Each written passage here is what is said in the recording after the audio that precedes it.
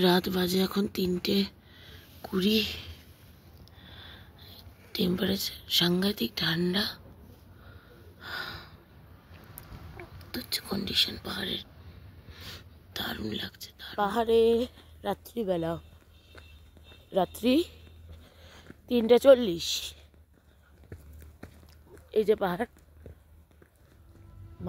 গাড়ি আসার কথা 3:45-তে, আমরা 3:50-এর মধ্যে নিচে নেমে গিয়ে দাঁড়িয়ে রয়েছি। 4:30-টার সময় গাড়ি এসছে। মানে প্রথম থেকেই আমাদের সেদিনকে দিনের শুরুর থেকে খারাপ যাচ্ছে। ফার্স্ট অফ অল আমরা টাইগার হিলে গিয়ে সানরাইজটা দেখতে পাইনি।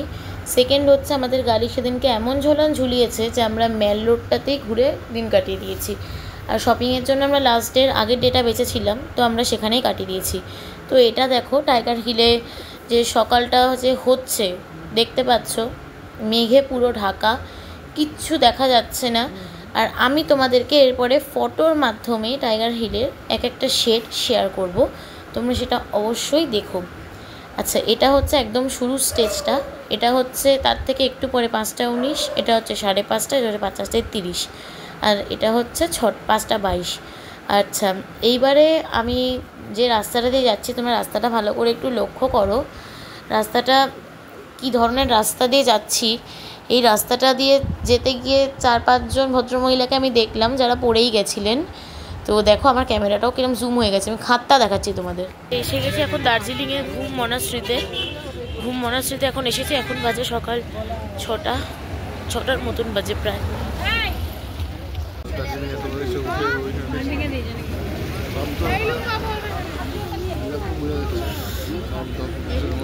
এখন আছি বাতাসিয়া লুপে। এখন বাজে সকাল 6:30। ঘুম মনাস্ট্রিতে গেছিলাম, ঘুমটা এখনও খোলেনি। ওটা 6টার মধ্যে খুলে যাওয়ার কথা, কিন্তু আমি এখনও ঘুম মনাস্ট্রি খোলা পাইনি বলে চলে এসেছি বাতাসিয়া লুপের দিকে। চারিদিকে পাহাড়, মাঝখান দিয়ে যাচ্ছে রেল লাইন। তোমাদেরকে আমি কথা না বাড়িয়ে বাতাসিয়া লুপের ভিডিওটা দেখাচ্ছি।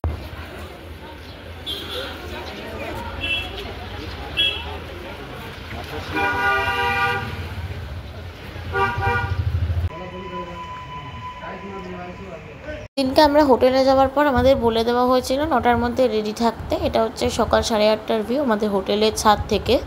তো 9টার মধ্যে তো আমরা রেডি হয়েই রয়েছি, কিন্তু গাড়ি আলটিমেট এলো না, তাই জন্য আমাদের মেলেই টাইম কাটিয়ে দিতে হলো। তো সেদিনকার দিনটা আমাদের খুব বাজে কেটেছে, এবং তারপরে তো ভয়ঙ্কর এক্সপিরিয়েন্স হচ্ছে ধসে, যেটা আমি তোমাদের সাথে শেয়ার করব।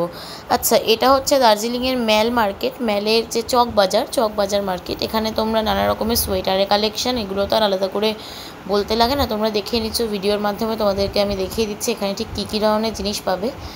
আমি ম্যালের সারাদিন সেদিনকে কাটালাম, কারণ সেদিন একটা শপিংয়ের জন্য আমাদের এমনি লাস্ট ডের আগের ডেটা বাছা হয়েছিল, তো আমরা সেদিনটাই শপিংয়ে কাজে লাগিয়ে দিলাম। আচ্ছা, এইটা হচ্ছে ম্যালের যে মেন জায়গাটা দেখতে পাচ্ছ, ম্যালের ঘোড়া চড়ছে, তারপরে গোল্ডেন টিপস, এটা হচ্ছে ম্যালের মেন জায়গাটা। আজকে এই মুহূর্তে আছি আমরা দার্জিলিংয়ের গোল্ডেন টিপস চায়ের দোকান। এটা চায়ের দোকান, মানে এখানে বিভিন্ন রকম চা পাওয়া যায়। তা আমরা এখান থেকে কিছু চা আজকে পারচেস করব। তো চলো দেখা যাক, আমি তোমাদেরকে দেখাচ্ছি। আমরা এখন সবাই মিলে ঢুকলাম গোল্ডেন টিপস টি শপে। এখানে আমাদের বাড়ির জন্য কিছু চা নেওয়া হলো, এবং টি শপটা তোমাদের সবাইকে একটুখানি ঘুরে দেখিয়ে দিই। দেখো এই ডিজাইনার যে কাপ প্লেটের যে সেট, তারপর কেটলে, এগুলো যে রয়েছে, তো এগুলোও খুব সুন্দর। আর এইগুলোর থেকে আমাদের মধ্যে বিভিন্ন রকমের ফ্লেভারের চা দিদি দেখিয়ে দিচ্ছিল। এই দিদির ব্যবহারও খুব ভালো ছিল। তো আমরা গোল্ডেন টিপস থেকে চলে যাই। সেদিনকার লাঞ্চটা আমরা বাইরে করি, ওটা হচ্ছে হোটেল সানফ্লাওয়ার, যেটা আমি ব্লগ করতে পারিনি বিকজ এত শপিং করে আমি টায়ার্ড হয়ে গেছিলাম, ভিডিও নিতে পারিনি। কিন্তু খাবার দাবার খুব ভালো। ওটা হচ্ছে পিওর ভেজ রেস্টুরেন্ট। আমি এবার তোমাদেরকে ওই খাবারের ছবিগুলো দিচ্ছি। তো এটা তো গোল্ডেন টিপস থেকে বেরিয়ে হোটেল সানফ্লাওয়ারের ব্লগ। এখানে আমরা নিয়েছিলাম রুটি, তরকারি আর ফ্রাইড রাইস, যেহেতু সেদিন আমাদের নিরামিষ ছিল তাই জন্য। তো এই ব্লগটা এই পর্যন্তই। এরপরে তোমাদের সাথে হরেবল এক্সপিরিয়েন্স শেয়ার করবো যেদিন ফেরার দিনে, এটার জন্য একদম ওয়েট করো। তো এটা এই পর্যন্তই রাখলাম। নেক্সট ভিডিওর জন্য প্লিজ ওয়েট করো আর সাবস্ক্রাইব করে দিও। টাটা।